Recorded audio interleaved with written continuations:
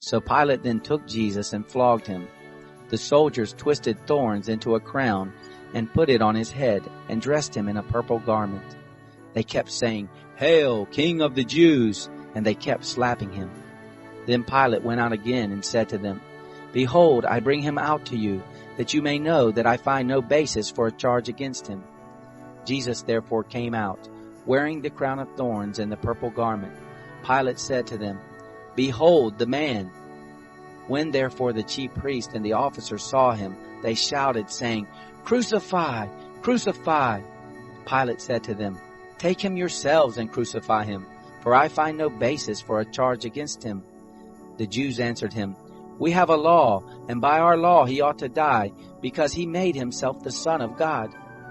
When therefore Pilate heard this saying, he was more afraid. He entered into the praetorium again and said to Jesus, "Where are you from?"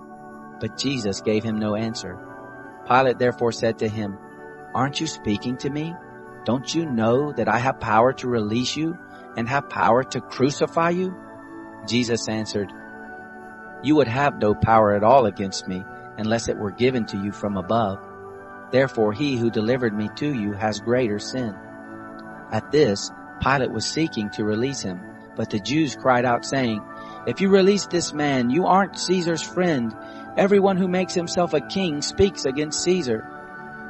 When Pilate therefore heard these words, he brought Jesus out, and sat down on the judgment seat at a place called the Pavement, but in Hebrew, Gabbatha. Now it was the preparation day of the Passover, at about the 6th hour. He said to the Jews, "Behold your king." They cried out, "Away with him! Away with him! Crucify him!" Pilate said to them, "Shall I crucify your king?" The chief priests answered, "We have no king but Caesar." So then he delivered him to them to be crucified. So they took Jesus and led him away. He went out bearing his cross to the place called the Place of a Skull, which is called in Hebrew Golgotha, where they crucified him, and with him 2 others, on either side one, and Jesus in the middle. Pilate wrote a title also and put it on the cross.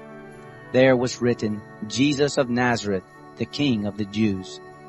Therefore many of the Jews read this title, for the place where Jesus was crucified was near the city, and it was written in Hebrew, in Latin, and in Greek.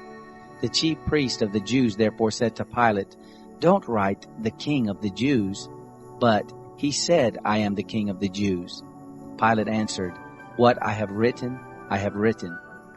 Then the soldiers, when they had crucified Jesus, took his garments and made 4 parts, to every soldier a part, and also the coat. Now the coat was without seam, woven from the top throughout. Then they said to one another, "Let's not tear it, but cast lots for it to decide whose it will be, that the scripture might be fulfilled, which says, 'They parted my garments among them, for my cloak they cast lots.'" Therefore the soldiers did these things. But they were standing by the cross of Jesus, his mother, and his mother's sister, Mary the wife of Clopas, and Mary Magdalene. Therefore when Jesus saw his mother, and the disciple whom he loved standing there, he said to his mother, "Woman, behold your son." Then he said to the disciple, "Behold your mother." From that hour the disciple took her to his own home. After this, Jesus, seeing that all things were now finished, that the scripture might be fulfilled, said, "I am thirsty." Now a vessel full of vinegar was set there, so they put a sponge full of the vinegar on hyssop, and held it at his mouth. When Jesus therefore had received the vinegar, he said, "It is finished." He bowed his head and gave up his spirit. Therefore the Jews, because it was the preparation day, so that the bodies wouldn't remain on the cross on the Sabbath, for that Sabbath was a special one, asked of Pilate that their legs might be broken and that they might be taken away. Therefore the soldiers came and broke the legs of the first and of the other who was crucified with him. But when they came to Jesus and saw that he was already dead, they didn't break his legs. However, one of the soldiers pierced his side with a spear, and immediately blood and water came out. He who has seen has testified, and his testimony is true. He knows that he tells the truth, that you may believe. For these things happened that the scripture might be fulfilled, "A bone of him will not be broken." Again, another scripture says, "They will look on him whom they pierced."